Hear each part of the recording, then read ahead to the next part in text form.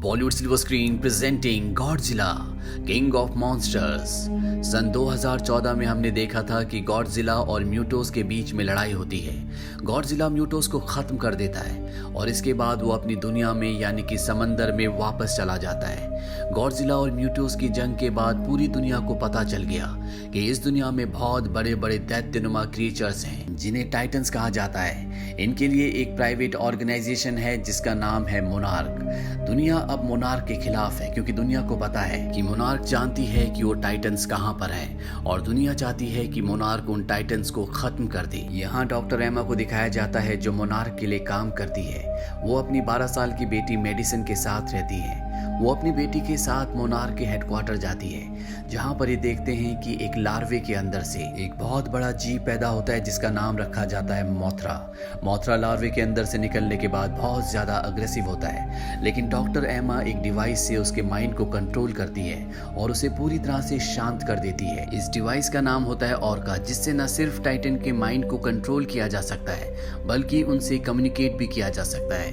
अब यहाँ पर कुछ लोग आ जाते हैं और चारों तरफ गोलियां चलाना शुरू कर देते हैं। वो एमा, उसकी बेटी मेडिसन और साथ ही साथ ऑर्का डिवाइस को यहाँ से लेकर निकल जाते हैं। वहीं दूसरी तरफ वाशिंगटन डीसी में दिखाया जाता है जहाँ पर मोनार्क के बड़े बड़े साइंटिस्ट डॉक्टर सेरिजावा और उनकी असिस्टेंट विवियन एक ज्यूरी के सामने बैठे होते हैं। उनसे कहा जाता है कि टाइटन्स हमारी दुनिया के लिए खतरा है, हमें उन्हें खत्म कर देना चाहिए, लेकिन वो इनसे इत्तेफाक नहीं रखते। वो कहते हैं कि ये दुनिया पहले टाइटन्स की थी, हमने उनकी दुनिया पर कब्जा किया है और वैसे भी सारे टाइटन्स खतरनाक नहीं है। मोनार्क उनको स्टडी कर रही है।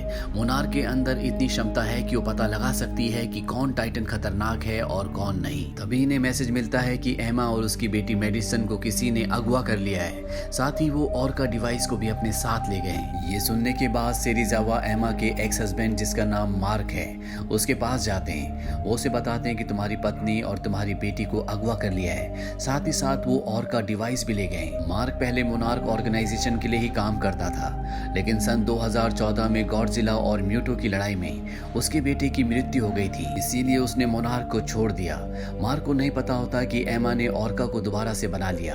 वो कहता है कि कॉलेज डेज में हमने इसे बनाया था ताकि हम व्हेल मछलियों से कम्युनिकेट कर सकें और उन्हें किनारे पर आने से रोक सकें। ऑर्का बनाना एक बहुत बड़ी गलती है। सेरिजावा मार्क को बताते हैं कि इस दुनिया में 17 टाइटन्स हैं जिनमें से कुछ हाइपर स्लीप में हैं और अब सेरिजावा चाहते हैं कि मार्क उनके साथ काम करे और ऑर्का को हासिल करने में उनकी मदद करे।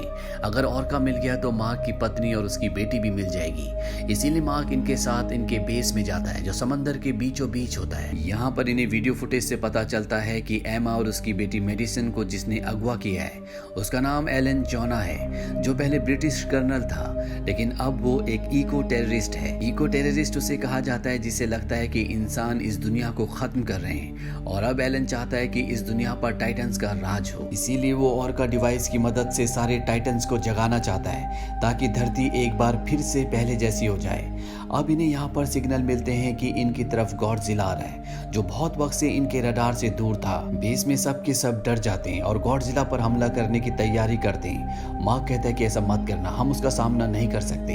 हालांकि मार्क गॉडजिला से बहुत नफरत करता है क्योंकि सैन फ्रांसिस्को में उसी की वजह से उसके बेटे की जान गई थी। और गॉडजिला जब पानी के नीचे से इनके बेस के सामने आता है तो मार्क उसके सामने जाता है। गॉडजिला इनके ग्लास पर टक्कर मारकर यहाँ से निकल जाता है। मार्क कहता है कि शायद ये हमसे कुछ कहना चाहता है, हमें इसका पीछा करना चाहिए। ये रडार में देखते हैं कि गॉडजिला बार बार एंटार्क्टिका जाता है क्योंकि वहां पर एक बहुत बड़ा क्रिएचर है जिसका नाम है किंग गिदोरा। एमा ने उसे नाम दिया होता है मॉन्स्टर जीरो, जिसे पूरी तरह से एंटार्क्टिका की बर्फ में जमा कर रखा होता है। और अब मार्क और उसकी पूरी टीम उस जगह पहुंच जाती है जहां पर एलन और उसके सभी लोग होते हैं। मार्क उस जगह पहुंच जाता है जहां पर उसकी पत्नी एमा और उसकी बेटी मेडिसन होती है।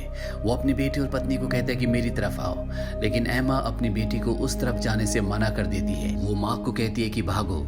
इसके बाद वो रिमोट का बटन दबाती है और जहाँ पर मॉन्स्टर जीरो पूरी तरह से जमा हुआ होता है वहाँ पर ब्लास्ट होना शुरू हो जाते हैं। एमा अपनी बेटी को लेकर एलन के साथ यहाँ से हेलीकॉप्टर से निकल जाती है और अब यहाँ से सब के सब भागना शुरू कर देते हैं। मैक्स जब बाहर होता है तभी वो देखता है कि 3 मुंह वाला बहुत बड़ा क्रिएचर जिसका नाम मॉन्स्टर जीरो है वो जमीन के नीचे से ऊपर निकल रहा है और इससे पहले कि वो इन्हें मारता यहाँ पर गॉडजिला आ जाता है जो मॉन्स्टर जीरो से लड़ना शुरू कर देता है। इन दोनों के बीच में हजारों लाखों साल पुरानी दुश्मनी है। मॉन्स्टर जीरो गॉडजिला से ज्यादा ताकतवर होता है इसीलिए वो उसे नीचे गिरा देता है और अब वो इंसानों को मारना शुरू कर देता है। पर तभी यहाँ पर मोनार्क की फोर्सेस आ जाती है जो मॉन्स्टर जीरो पर हमला कर देती है और एक बार फिर से गॉडजिला उससे लड़ने के लिए ऊपर आ जाता है। ये देखकर मॉन्स्टर जीरो यहाँ से भाग जाता है और अब मैक्स और पूरी मोनार्क ऑर्गेनाइजेशन को ये समझ में आ जाता है कि एमा और उसकी बेटी का अपहरण नहीं हुआ बल्कि वो एलन के साथ मिली हुई है। अब इन्हें एमा का वीडियो कॉल आता है और वो इन सबको बताती है कि मैं एक एक करके बहुत जल्दी सभी टाइटन्स को आज़ाद कर दूंगी।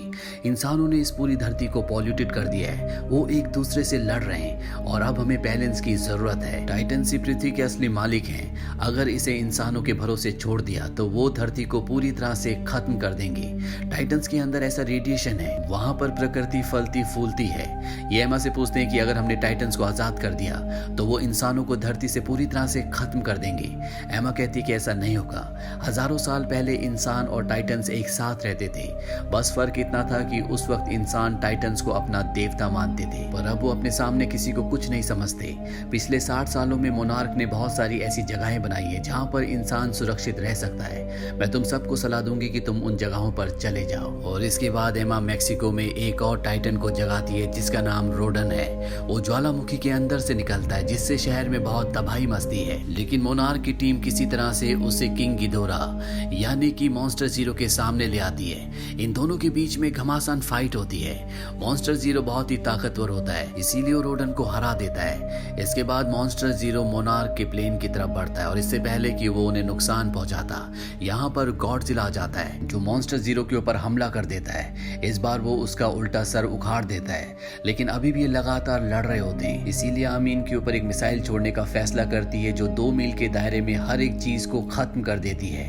मोनार्क की टीम यहाँ से निकल जाती है और जब मिसाइल छोड़ी जाती है तो वो गॉडजिला की लगती है जिससे एक बहुत बड़ा धमाका होता है। गॉडजिला की इस धमाके में मृत्यु हो जाती है, लेकिन मॉन्स्टर जीरो को कुछ नहीं होता, वो यहाँ से उड़ जाता है और उसका वो सर जो गॉडजिला ने उखाड़ दिया था वो दोबारा से ग्रो हो जाता है। इसके बाद मॉन्स्टर जीरो दुनिया में जितने भी टाइटन्स होते हैं सब टाइटन्स को जगा देता है। साथ ही रोडन जो ज्वालामुखी के अंदर से निकला था वो भी मॉन्स्टर जीरो को अपना किंग मान लेता है। ये सब देखने के बाद एमा की बेटी मेडिसिन उसके खिलाफ हो जाती है। वो समझ जाती है कि ये सब गलत हो रहा है। वहीं मोनार्क ऑर्गेनाइजेशन को माइथोलॉजिकल टेक्स्ट से पता चलता है कि मॉन्स्टर जीरो दरअसल किंग गिदोरा है और वो अर्थ का नहीं है बल्कि वो एक एलियन है और वो पूरी अर्थ को अपने अनुकूल बदलना चाहता है। वहीं दूसरी तरफ एक और टाइटन जिसका नाम मोथरा है जो इस कहानी की शुरुआत में कुकून से निकली थी पर फायरिंग होने के बाद हमला होने के बाद वो झरने के पीछे छुप गई थी।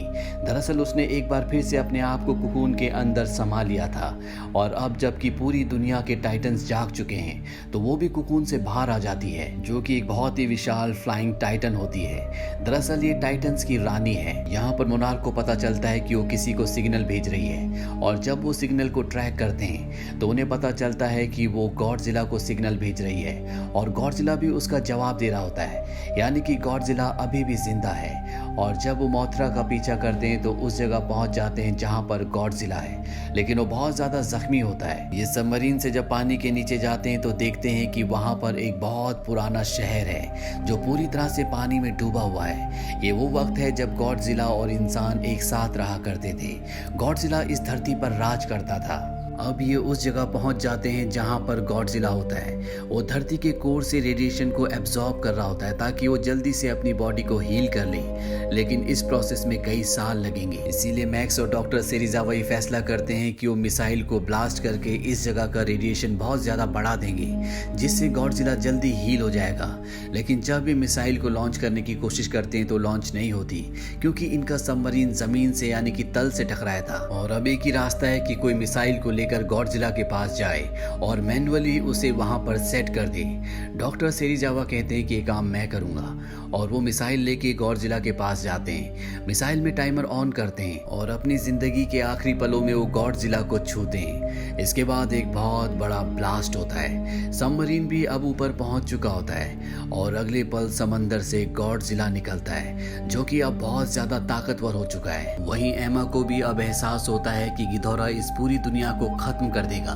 वो इंसानों के साथ मिलकर कभी भी नहीं रह सकता। लेकिन एलन अभी भी इस बात को नहीं मानता। पर एमा की बेटी मेडिसन इस जगह से और का डिवाइस लेकर निकल जाती है। वो उसे एक लाउड स्पीकर के साथ कनेक्ट करती है और उसकी फ्रीक्वेंसी को ऑन करती है ताकि सारे के सारे जितने भी टाइटन्स हैं वो सब के सब शांत हो जाएं। और कुछ ही देर में वहां पर गिदोरा आ जाता है और उस पूरी जगह को नष्ट कर देता है जहां पर मेडिसिन होती है।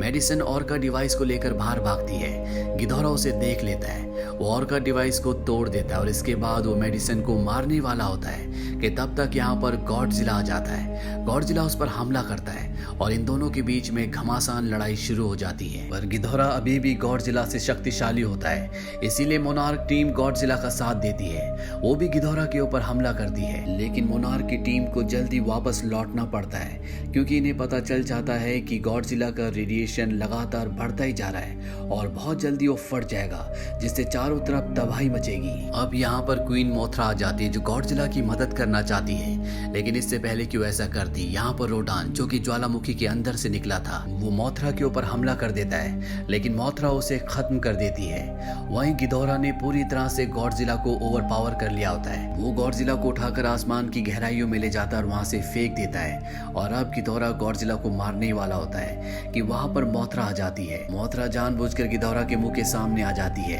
वो उसे जलाकर राख कर देता है और उसकी जितनी भी एनर्जी होती है वो सब की सब गॉडजिला में ट्रांसफर हो जाती है। यानी कि गॉडजिला को बचाने के लिए उसने अपने आप को सेक्रीफाइस किया होता है। गॉडजिला हील तो हो रहा होता है लेकिन अभी भी गिदोरा उस पर लगातार हमला कर रहा होता है। यहाँ पर एमा भी आ जाती है जो मार्क से मिलती है। ये दोनों अपनी बेटी मेडिसिन को ढूंढ लेते हैं। साथ ही इनके पास और का डिवाइस भी है जो टूटा हुआ होता है। ये उसे रिपेयर करते हैं ताकि गिदोरा का ध्यान अपनी तरफ आकर्षित कर सके। और जैसे ही और का रिपेयर होता है एमा उसकी फ्रीक्वेंसी को बढ़ा देती है जिससे गिदोरा का ध्यान उसकी तरफ आकर्षित होता है। वो गॉडजिला को छोड़कर इनके पीछे आता है। एमा सबकी जान बचाने के लिए ऑर्का को गाड़ी में लेकर यहाँ से निकल जाती है और जल्दी गिदोरा उस तक पहुंच जाता है। वो उसे मार देता है। अब यहाँ पर गॉडजिला भी आ जाता है जो पहले से बहुत ज्यादा पावरफुल हो चुका है। उसकी बॉडी से आग निकल रही होती है और जब वो गिदोरा के ऊपर हमला करता है तो गिदोरा उसके हमले के आगे टिक नहीं पाता।